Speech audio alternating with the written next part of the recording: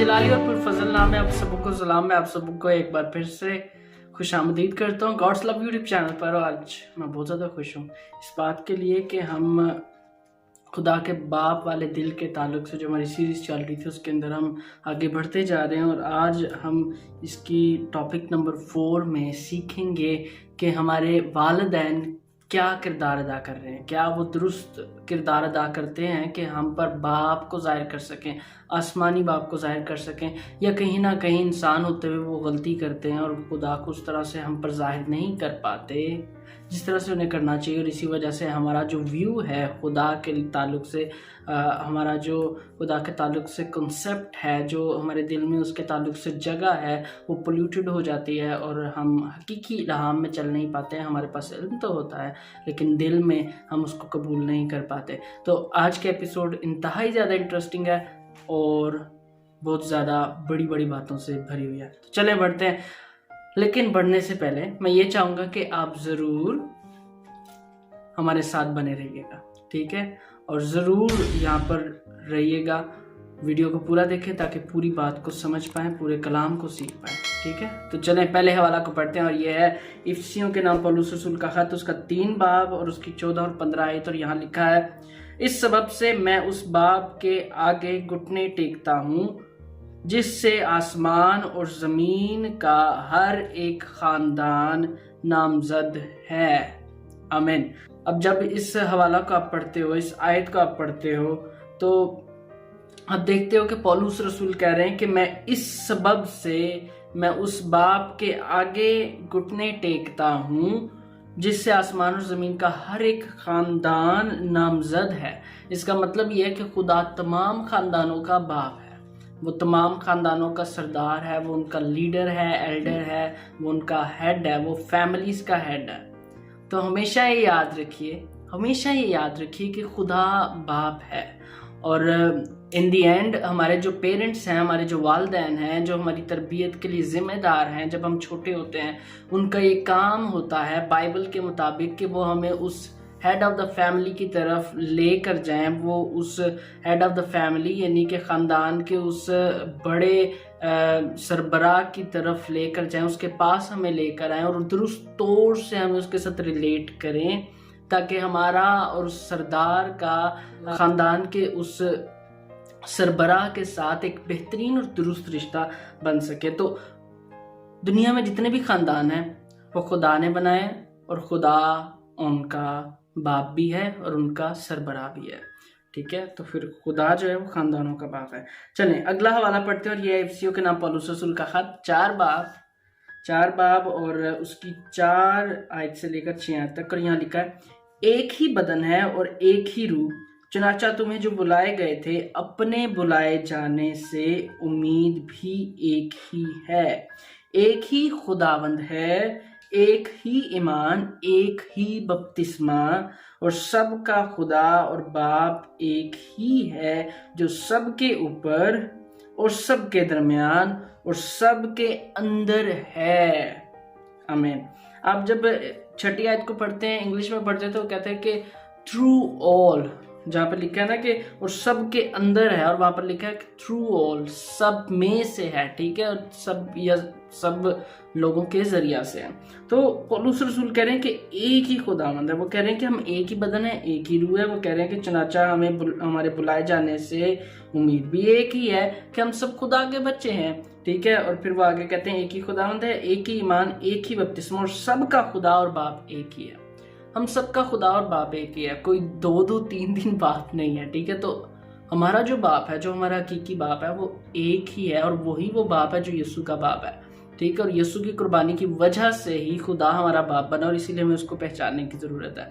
और उसको पहचानने के लिए हमारा जो ज़िंदगी का सफ़र है वो तब से शुरू हो जाता है जब हम थोड़े से बड़े हो जाते हैं, जब हम छोटे बच्चों वाली उसमें से कैटेगरी में से निकल आते हैं। जब लोग कहते हैं ना कि गोद में है अभी बच्चा, उसकी कैटेगरी में से हम जब निकल आते हैं, ठीक है? जो गोद में बच्चे होते हैं उनके ऊपर भी बाप को जाहिर किया जाता है बिहेवियर्स के ज़रिया से, दिखा करके बच्चों को किस तरह से डील किया जा रहा है। तो वालिदैन की ड्यूटी है कि वो बच्चों को उस हकीकी बाप की तरफ लेकर आएँ, उस हकीकी बाप के पास लेकर आएँ, ताकि दुरुस्त तौर से बच्चे خدا کے ساتھ ریلیٹ کر سکیں. ٹھیک ہے, آگے بڑھتے ہیں.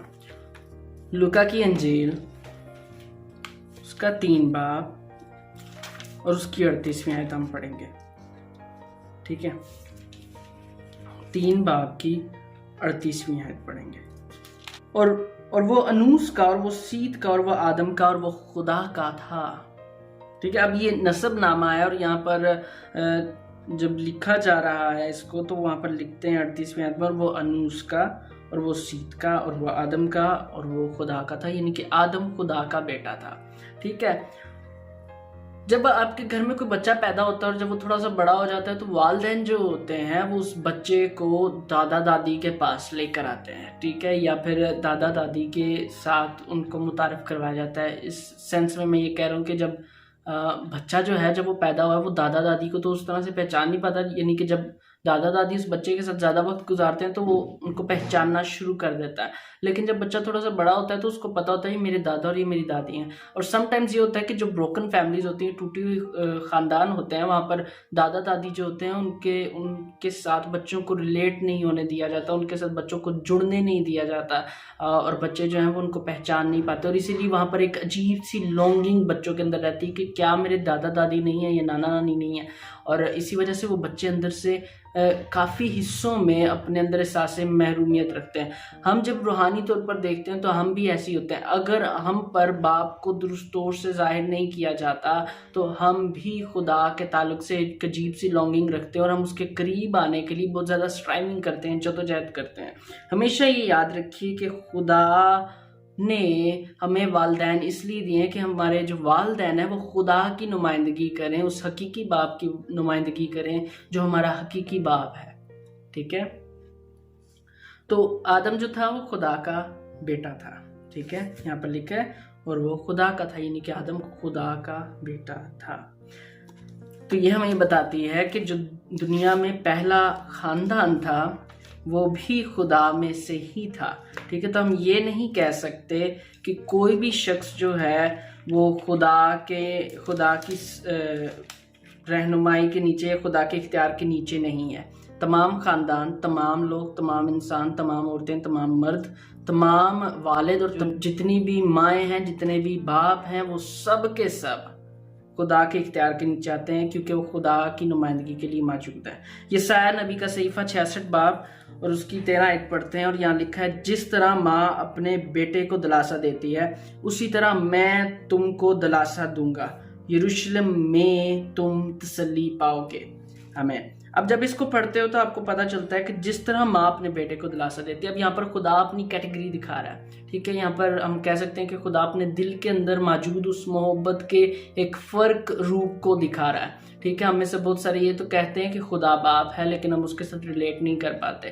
لیکن جب ہم اپنے اندر کمی کو محسوس کرتے ہیں کہ ہماری ماں نہیں ہے, یہ جب کوئی یہ محسوس کرتا ہے کہ وہ یاد کر رہا ہے اپنی محروم ماں کو جب اس کے ساتھ نہیں ہے جو خدا کے پاس جا چکی ہے, تو تب وہ شخص جو ہے وہ اپنے اندر ایک تڑپ کو محسوس کرتا ہے, لیکن وہ خدا کے ساتھ اس طور سے ریلیٹ نہیں کر پاتا کہ خدا ماں کی طرح بھی دلاسا دیتا ہے, خدا ماں کی طرح بھی ہمیں نرچر کرتا ہے, ہماری رہنمائی کرتا ہے, ہمیں بناتا ہے.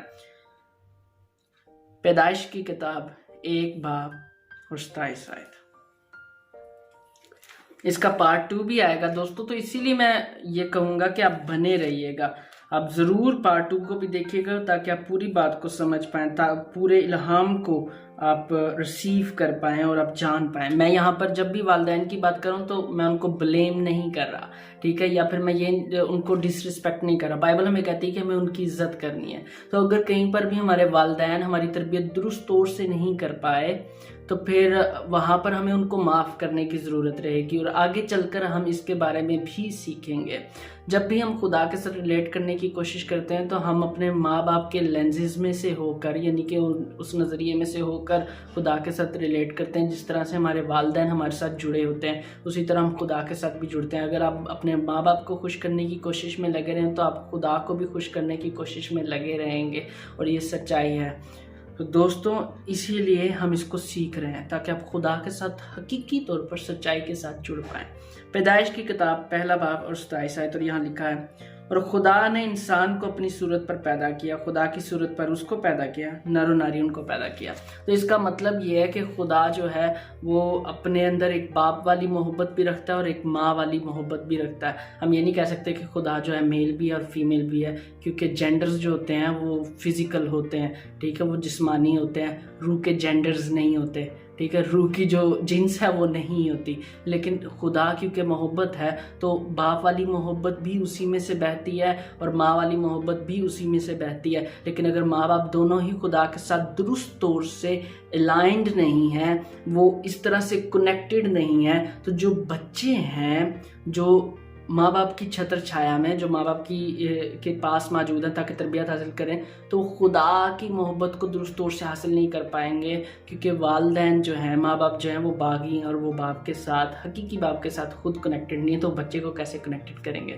تو ہمیں وہاں پر بہت ساری چیزیں ڈسکور کرنی ہے، اس لیے پارٹ 2 کے لیے ہمارے ساتھ بنے رہیے گا۔ چلیں دعا کرتے ہیں۔ پیارا آسمانی باپ، ہم آپ کی تمجید کرتے ہیں، ہم آپ کی بڑائی کرتے ہیں، آپ کی محبت کے لیے آپ کی شکر گزاری کرتے ہیں، اور اب آپ ہم آپ کے فضل کے لیے آپ کے نام کو جلال دیتے ہیں اور آپ کا شکر کرتے ہیں تمام باتوں کے لیے۔ ہم آپ کا شکر کرتے ہیں اپنے والدین کے لیے جو آپ نے ہمیں دیے، آپ کا شکر و مسیح کے نام سے، آمین۔ دوستو ضرور کمنٹ کیجئے، سبسکرائب اینڈ شیئر کیجئے، لوگوں کو جاننے دیجئے کہ خدا ہمارا حقیقی باپ ہے، اور ان کو یہ بھی جاننے دیجئے کہ وہ خدا کے ساتھ جس طرح سے ریلیٹ کر رہے ہیں وہ کس لیے کر رہے ہیں اور کس وجہ سے وہ غلط طور سے خدا کے ساتھ ریلیٹ کر رہے ہیں، اور ان کو یہ بھی سیکھنے دیجئے کہ ان کو اپنے والدین کو معاف کرنا ہے، کیونکہ ہمارے والدین بھی غلطیاں کرتے ہیں، کیونکہ وہ انسان ہے۔ God bless you, bye.